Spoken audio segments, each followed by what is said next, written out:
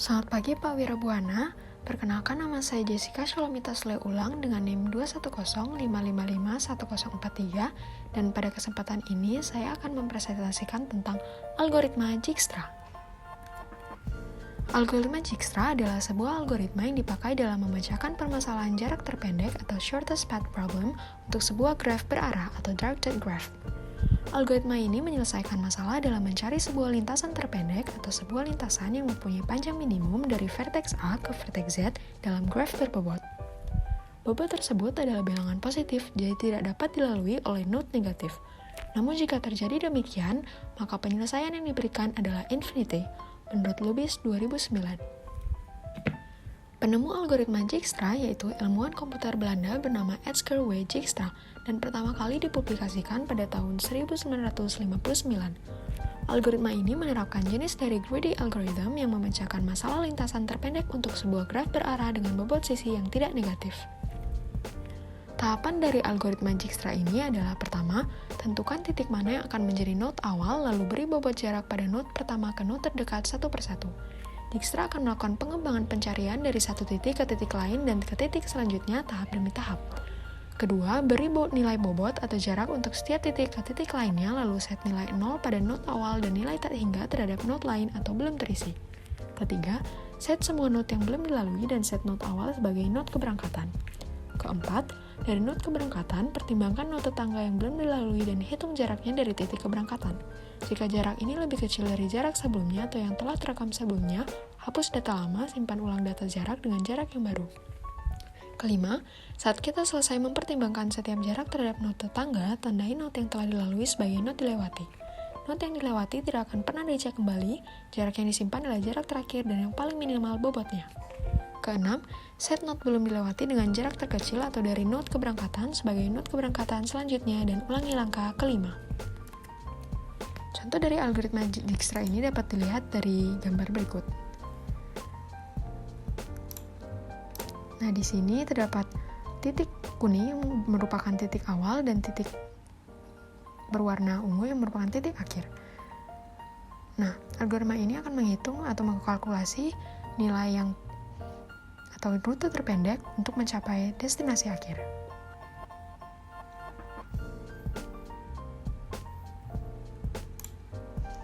Di sini juga merupakan contoh dari algoritma Dijkstra yaitu peta atau peta digital yang biasa digunakan.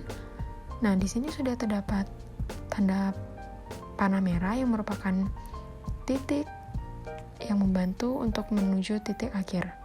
Nah, di sini merupakan jarak terpendek untuk mencapai destinasi atau titik akhir. Di sini juga terdapat game Pac-Man yang merupakan contoh dari algoritma Dijkstra yang dari programnya menggunakan algoritma Dijkstra. Selanjutnya di sini ada contoh juga dari algoritma Dijkstra. Nah, pada gambar ini terdapat simpul dengan nilai berbobot. Kita diminta untuk mencari nilai simpul terpendek dari simpul S menuju simpul E. Untuk menjawabnya terdapat tabel yang dapat membantu. Di sini kita jawab dari S terlebih dahulu. Nah, nilainya 0 karena merupakan nilai dari titik awal itu sendiri, sehingga dituliskan 0. Kemudian untuk mencapai titik A dari titik S adalah jumlahnya 1, sehingga dituliskan titik SA. Untuk menuju ke titik B dari titik S adalah 5, kita tuliskan 5SB. Dan untuk mencapai titik C dari titik S adalah infinity karena tidak dapat jalur atau rute yang menuju titik tersebut. Sama juga dengan titik D dan titik E. Selanjutnya kita akan menuju kepada titik berikutnya, di mana dari titik tersebut ditandai terlebih dahulu karena merupakan titik yang telah dilalui. Nah, di sini untuk mencapai titik B dari titik A, kita tuliskan dari S terlebih dahulu sehingga menjadi titik 3 SAB. Begitu pula dengan titik A menuju ke titik C, dimulai dari titik S yaitu menjadi 3 SAC. Selanjutnya dari titik A menuju titik D juga menjadi 2 SAD. Kita mulai dari titik awal. Dan untuk titik E, sekali lagi tidak menemukan rute atau jarak yang ada sehingga kita tuliskan infinity. Selanjutnya kita turunkan dari nilai-nilai yang ada, dan di sini terdapat 3 pilihan di mana kita menuliskan rute terpendek dari titik-titik yang ada, dan didapati 2.2 SAD merupakan titik terpendeknya, sehingga kita tuliskan di sini, kita tandai berwarna orange. Kemudian dari titik D menuju titik C menjadi 3 SAC, dan dari titik D ke M adalah 4 SAD karena dilalui dari titik S menuju A menuju D dan titik E. Selanjutnya dituruni dari nilai-nilai tersebut, dan kita terdapat 2 pilihan titik atau rute terpendek. Yang didapati adalah 3 SAC. Kemudian kita tandai menjadi warna orange di sini, dan terakhir untuk mencapai titik E kita menghitung dari jarak B menuju E. Dan di sini kita dapati titik dari jaraknya adalah 4 SADE, sehingga diturunkan menjadi nilai 4 SADE. Maka lintasan terpendeknya dari soal ini adalah titik SADE atau titik SACE yang berjumlah 4. Nah, terdapat notasi algoritma Dijkstra yang adalah G sama dengan kurung kurawal V dikali E. Untuk grafik dapat diwakili pada rumus di atas, yang berarti sebuah grafik atau G didefinisikan oleh satu set simpul atau vertex sama dengan V dan koleksi H atau E. Algoritma Dijkstra bekerja dengan membuat jalur ke satu simpul optimal pada setiap langkahnya. Jadi, pada langkah ke N, setidaknya ada N node yang sudah diketahui jalur terpendeknya. Nah, untuk membantu kita memahami mengenai materi algoritma Dijkstra ini, mari kita lihat soal berikut. Baiklah, jadi di sini sudah terlihat contoh dari algoritma Dijkstra di mana kita diminta untuk mencari rute terpendek atau jalur terpendek dari titik A menuju titik C. Di sini ada titik awalnya yaitu source yang adalah titik A, dan titik tujuan atau destination adalah titik C. Di sini terdapat 3 tabel juga, ada node, previous, dan values. Node di sini adalah titik-titik atau simpul-simpul dari tiap gambar tersebut, yaitu titik A, titik B, titik D, titik E, dan titik C. Kemudian previous adalah titik-titik sebelumnya dari titik yang akan dituju. Values ini adalah nilai dari titik-titik yang kita hitung. Visited ini akan menandakan dari jarak tempuh dari titik yang akan kita hitung juga. Source ini adalah titik awal, destination titik tujuan, real path, menghitung antara titik satu dengan titik lainnya, dan jarak menghitung atau mengkalkulasikan tiap angka yang ada pada gambar tersebut. Nah, pertama-tama kita akan menghitung dari node.